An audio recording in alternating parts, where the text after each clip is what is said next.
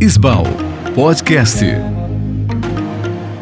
Realização: Isbal, Sociedade Brasileira de Arborização Urbana. AD Estúdio, solução em tecnologia. Olá a todos, eu sou a Kathleen Grala e hoje mais um podcast Isbal e nós vamos conversar com o engenheiro florestal Daniel Tonelli Caixe, que é de Ribeirão Preto, do interior de São Paulo, e o Daniel é o coordenador do Grupo de Trabalho da Política Nacional de Arborização Urbana. Daniel, conta para nós um pouco, então, sobre esse importante instrumento aí que está sendo trabalhado fortemente por esse grupo, né? Como iniciou isso, quais são os avanços, em que momento se encontra, e o que isso representa para o nosso país. Muito legal, Kathleen. Obrigado pelo convite, é um prazer estar aqui com vocês. Queria saudar também a todos os associados da Isbal e os ouvintes, a plateia que está assistindo. E para mim é muito prazeroso falar sobre esse assunto, porque ele começou, assim, o começo, né? Vou puxar o fio do começo, né? Começou no meu trabalho de pesquisa, de doutoramento. Quando eu estava fazendo o doutorado, eu estava discutindo legislação, né, quais a influência das normas urbanísticas e ambientais no desenho, nos projetos de arborização urbana das cidades. Então, plano diretor, plano de arborização urbana, código de postura, código de obras, enfim, os instrumentos que regem o espaço urbano. E na minha banca de doutorado, na banca de avaliação, estava presente o professor Demóstenes. E ele fez uma provocação. Ele falou: Daniel, a gente fala muito em nível municipal sobre as leis, a importância da legislação, da arborização urbana, mas a gente esquece a importância de articular com outras escalas de planejamento, escala estadual, escala federal, e a gente não tem instrumentos para isso. Outros países também não têm instrumento para isso, estão começando a discutir. Seria interessante você falar sobre isso na sua tese, escrever um capítulo sobre isso. Aí eu achei a proposta muito interessante e escrevi um capítulo e apresentei esse trabalho no segundo Fórum Latino-Americano de Arborização Urbana lá em Bogotá, na Colômbia. E foi muito legal a recepção do trabalho, como as pessoas, os colegas de outros países fizeram perguntas, interagiram, depois da palestra quiseram conversar. E foi quando o pessoal da Isbal, que estava lá em Bogotá, principalmente o LO, o Luiz Otávio, ele, engenheiro florestal do Rio de Janeiro, ele falou: Daniel, acho que isso é um tema que a gente tem que puxar enquanto Isbal, enquanto Sociedade Brasileira de Arborização Urbana, não tem uma outra instituição que se dedica ao tema exclusivamente. A gente tem uma abordagem territorial nacional, tem especialistas da academia, da prática, do dia a dia, da iniciativa privada. Acho que a gente tem que levar isso à frente. Aí eu falei: nossa, Léo, muito legal, vamos fazer isso. Aí ele falou: você puxa, você é o coordenador? Você aceita ser o coordenador? Aí naquele momento eu pensei bem, né? Eu falei: poxa, uma coisa é escrever um capítulo, né, de uma tese falando sobre a importância de ter um instrumento legal em nível nacional. Outra coisa é conduzir, né, a construção de um texto. E ele falou: não, vamos montar um time bom, que aí a gente constrói coletivamente. E aí ele me ajudou muito a escolher as pessoas da Isbal, que tinham experiência em elaboração de plano municipal, de aplicação dos planos municipais, quem faz pesquisa com isso, enfim. Então, aí nós montamos um time, e logo que a gente montou o time, pensou em começar a fazer esse trabalho, veio a pandemia. Aí a gente teve aquele tempo de depuração, de todo mundo voltar para casa, se organizar, então isso foi um desafio.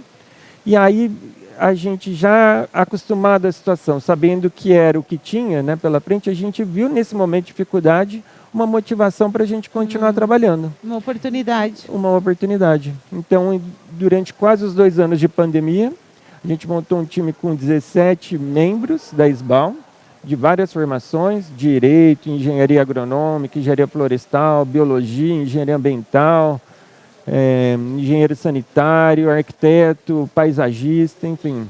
Uma equipe multi. Uma equipe multi. Com olhares múltiplos. E das diferentes regiões do país também, pessoas que atuavam na academia, no setor privado, no setor público.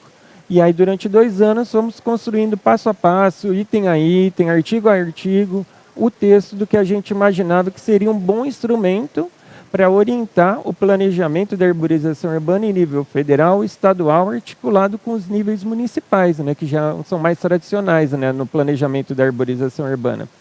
E aí, então, depois de 2 anos, quase 30 reuniões online, participação de convidados nacionais e convidados estrangeiros do Chile, uns colegas do Chile que tinham uma experiência muito boa em elaboração de um plano nacional, a gente chegou a um texto final e a gente apresentou o texto para o então deputado Rodrigo Agostinho, que era deputado e coordenador da Frente Parlamentar Ambientalista, que é uma frente parlamentar que tem 200 deputados de diversos partidos, diversas regiões do país, então é muito expressivo, muito simbólico, que prontamente acolheu o projeto e submeteu, gerando, né, o PL 4309 de 2021. No final de 2021, em dezembro, ele foi protocolado e que trata, então, da Política Nacional de Arborização Urbana.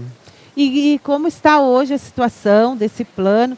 Como é que as pessoas podem contribuir para que se tenha avanços dentro da tramitação? Conta para nós um pouco, Daniel. Hoje ele acabou se desdobrando, né? Depois que a gente apresentou esse projeto, a gente começou uma série de articulações com os contatos que a gente tinha na Câmara dos Deputados, no Senado, em associações técnicas como o CREA, o Conselho Federal, o CONFEA e outras associações, né? Então a gente fez uma série de articulações para tentar agilizar, acelerar a tramitação do processo na Câmara dos Deputados. E na Câmara dos Deputados o projeto vai passar por 4 comissões para depois chegar no plenário. Atualmente já passou em 2 comissões. Já passou na Comissão de Desenvolvimento Urbano, foi aprovado, e na Comissão de Meio Ambiente e Desenvolvimento Sustentável, também foi aprovado. Agora segue para a Comissão de Finanças e Tributação e Tributos. Depois passa para a Comissão de Constituição e Justiça para ir para a apreciação no plenário. E aí nessas articulações a gente conseguiu uma agenda junto ao senador Efraim Filho, da Paraíba, que também acolheu o projeto e protocolou no Senado. Foi uma estratégia sugerida pelo pessoal do CONFEA para tentar, de alguma maneira, acelerar o processo de análise e tramitação. No Senado, ele vai passar por 3 comissões, sendo que a última comissão, que é a de Meio Ambiente, tem caráter terminativo. Então, uma vez aprovado o projeto na comissão, ele não passa para aprovação de todos os senadores e já pode ir direto para a Câmara. Então, em um momento, os projetos vão se cruzar, e aí tem um processo de harmonização de projetos, para ver se teve algum substitutivo, alguma emenda, e como harmonizar isso, para, se tudo der certo, a gente tem expectativa positiva de até dezembro. A gente sabe que é difícil, porque tem muitos temas que são relevantes também na agenda dos senadores, dos deputados, né? Mas até dezembro ou até ano que vem, a gente ter publicada a nossa Política Nacional de Arborização Urbana, né? Ô Daniel, e o que isso aí vai impactar na vida das cidades, na vida do cidadão, das pessoas? Sei. O principal objetivo do projeto é ter um instrumento normativo que, em primeiro lugar, garanta a arborização urbana como um direito de todo cidadão e de toda cidadã. Assim como a gente tem direito à água encanada dentro de casa, à energia elétrica, a uma rua bem pavimentada para se locomover, a coleta de resíduos. Esses direitos, né, que a gente recebe, essas infraestruturas que trazem essa qualidade de vida para o nosso dia a dia na cidade, estão pautados, previstos em leis federais, leis estaduais e leis municipais, né? Então, eles estão garantidos por lei. A arborização urbana, apesar de a gente saber a importância dela na qualidade de vida e os seus diversos benefícios, saúde mental, saúde física, do ponto de vista ecológico, de aquecimento global, de temperatura, microclima, enfim, ela ainda não é um direito. Então, se um dia a gente falar, eu queria uma árvore na frente de casa, muitos municípios têm um programa que oferece uma muda, uma doação, mas se o município não tiver, e falar, olha, eu não vou fazer isso, não é minha prioridade, a gente não tem isso, por exemplo. Isso pensando numa escala individual. Agora, pensando numa escala maior, do bairro, de uma região, de um município, é importante ter um instrumento de planejamento como o plano de arborização urbana, que por enquanto ainda também não é obrigatório. A cidade hoje é obrigada, por exemplo, pelo Estatuto da Cidade, a elaborar o plano diretor. Cidades acima de 20 mil habitantes precisam elaborar os seus planos diretores.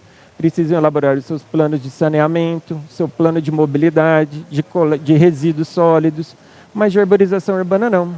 Então a gente tem uma grande lacuna aí de governança, e isso eu verifiquei na pesquisa também, como, por exemplo, os municípios do estado de São Paulo, que é o único estado que tem esse dado levantado, metade dos municípios não tem um plano, dos 650 municípios não tem plano.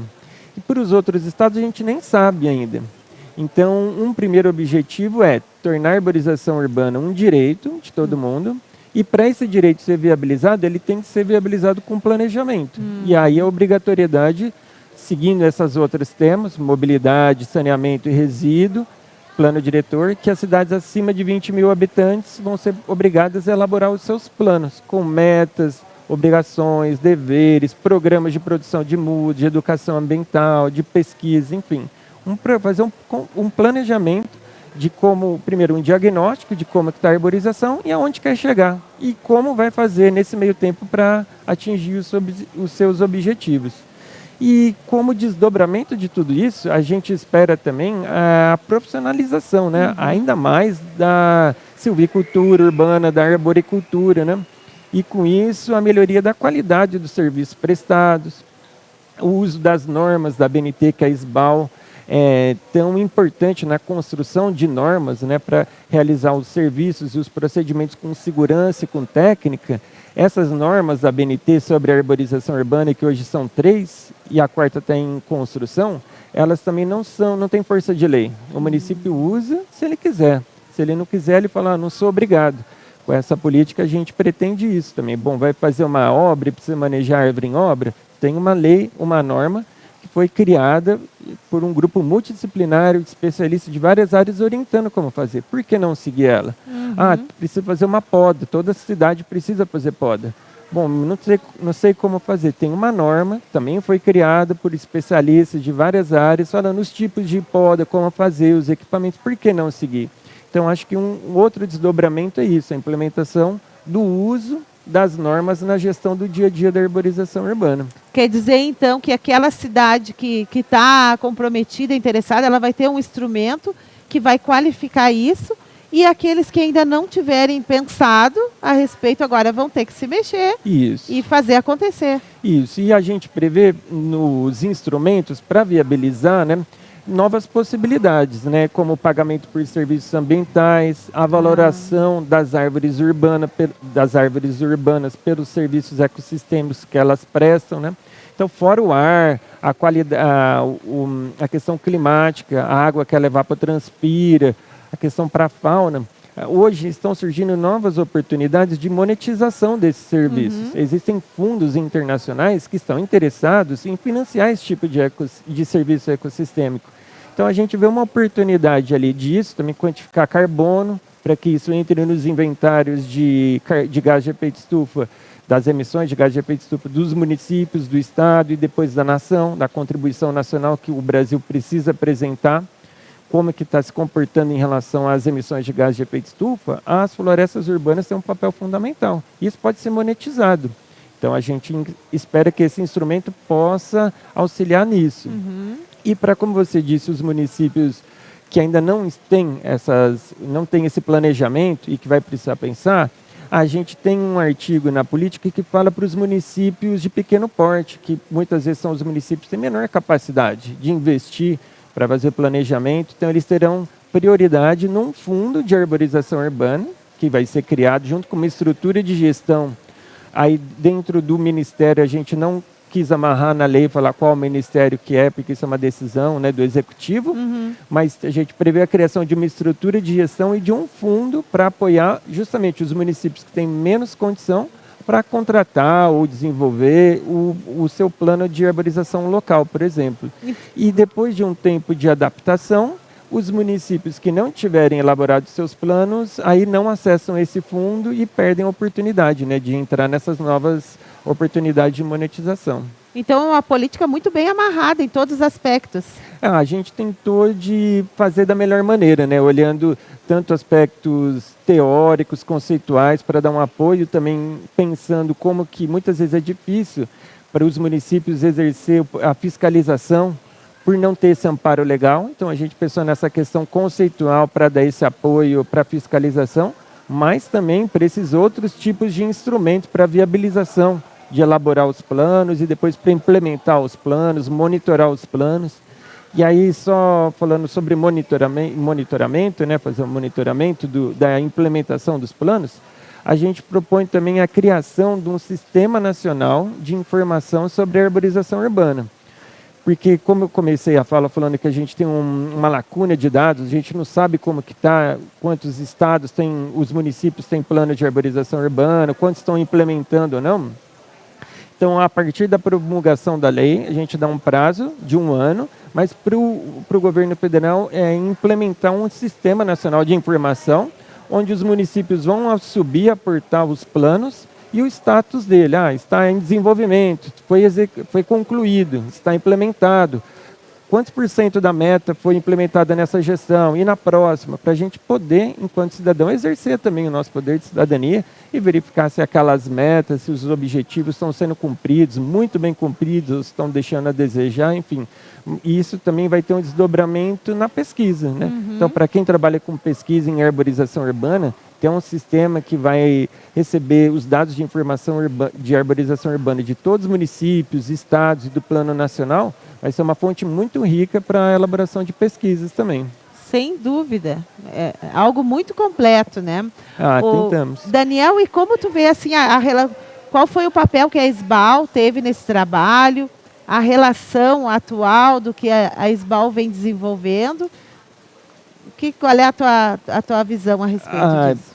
Assim, falar de SBAL eu sempre falo com muito carinho, né? E eu acho que é uma sensação que eu tenho quando eu vou nos eventos, nos congressos, nos fóruns, que ela é compartilhada por quase todo associado, né? Todo mundo tem uma relação afetiva muito legal, muito bonita com a SBAL, né? E foi assim, então quando eu comecei a trabalhar na Prefeitura de São Carlos com a arborização urbana, logo no 2º ano eu tive a oportunidade de participar de um fórum de arborização urbana em Americana, que foi organizado pela SBAL. E aí foi quando eu participei do fórum e depois me associei. E aí eu falei, bom, eu sei, encontrei minha tribo, encontrei meu grupo, sabe? Aquela sensação, que às vezes na prefeitura, né? Não é todo mundo que conhece a arborização urbana, em cidade pequena é 1 ou 2 técnicos, então a gente fica falando entre a gente só.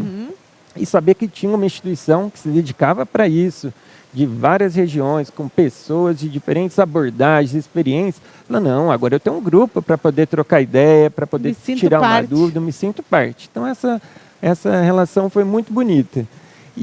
Mas aí depois, por conta da correria, pesquisa, eu acabei participando menos assim, dos eventos, via só as publicações, de vez em quando submeti um artigo para a revista da Revisbal.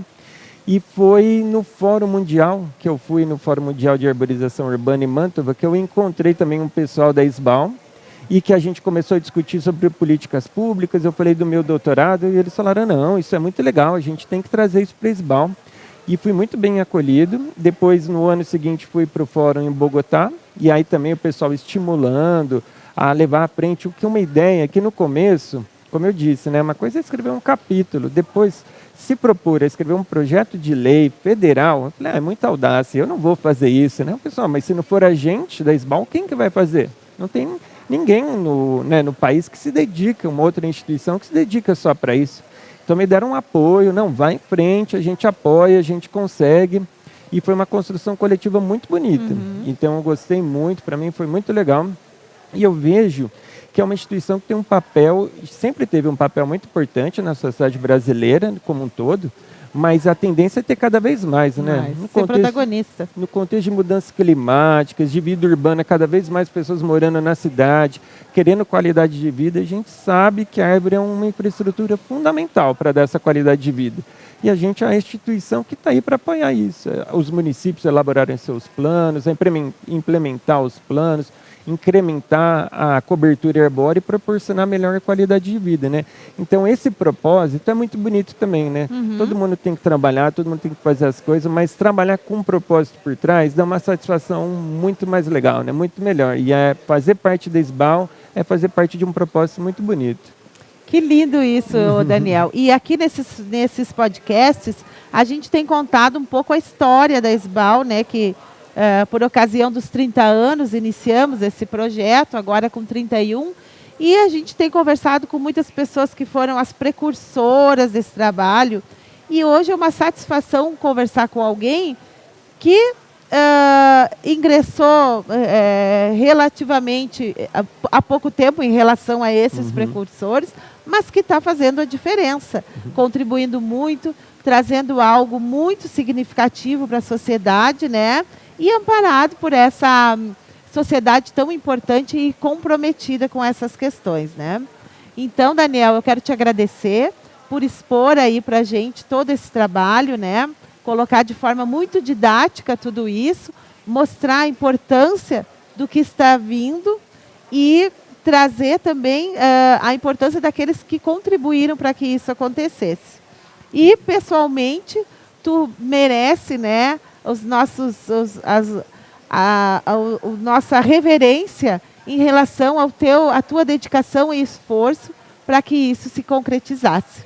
Então, parabéns, tu é motivador e é exemplo para muitos aí novos que estão chegando e podem ainda contribuir muito, né, Daniel? Exatamente, Kathleen. Poxa, eu fico muito feliz com as palavras, viu?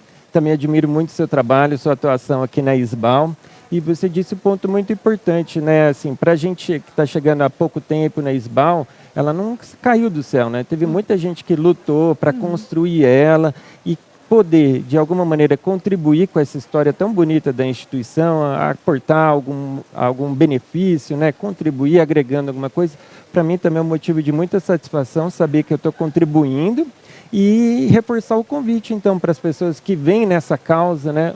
Uma importância, uma motivação também para uma vida melhor, para uma qualidade de vida melhor, se aproximar da SBAL, participar dos eventos, se associar. E no caso específico da política nacional, para quem também vê uma motivação, uma importância desse projeto de lei, para exercer o seu papel de cidadão, que dá para fazer de várias maneiras, né? Mas nesse caso, para conversar com o vereador da sua cidade, que tem relação com a temática ambiental, perguntar se ele já conhece o texto da política nacional, se ele tem um contato com um deputado federal, com um senador, apresentar a proposta, porque quanto mais pessoas e instituições souberem, melhor para a proposta, porque no final a gente quer isso, garantir um direito e melhorar a qualidade de vida das pessoas, né? Então eu queria deixar esse convite também para quem vê uma importância nesse projeto, uma motivação, poder ser um multiplicador. Que ótimo, Daniel. Muito obrigado, então, pela tua contribuição. Eu conversei com o Daniel Tonelli Caixa, engenheiro florestal, e coordenador do grupo de trabalho da Política Nacional de Arborização Urbana. Então, fique atento para o que vai acontecendo aí, porque em breve teremos uma importante política implantada graças ao esforço de pessoas como o Daniel. Com Obrigado. isso, então, eu encerro mais um podcast e esperem que tem mais novidades boas vindo por aí. Até a próxima, pessoal.